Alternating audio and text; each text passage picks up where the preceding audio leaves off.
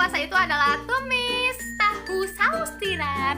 Nah, itu adalah tantangan dari IPPNU Cooking Challenge. Nah, aku ikutan juga dan udah selesai dan pastinya goods.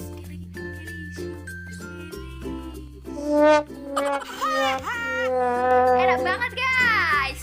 Jadi aku di sini tuh sekarang di IPPNU Challenge, IPPNU Cooking Challenge tuh aku nggak sendiri. Jadi aku tuh sekarang duel gitu ya. Jadi nanti bisa pantau aku duel dengan siapa untuk masaknya. Jadi tetap aja dengan Aprilian aja sarangi.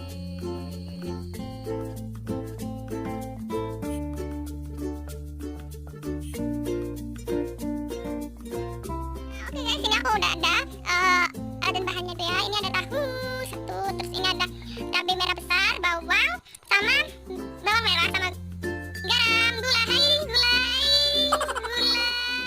Tiramnya itu ada dua guys, macam ini. Kalau aku, tapi aku mau pakai yang ini dulu. Ini aku mau pakai yang ini.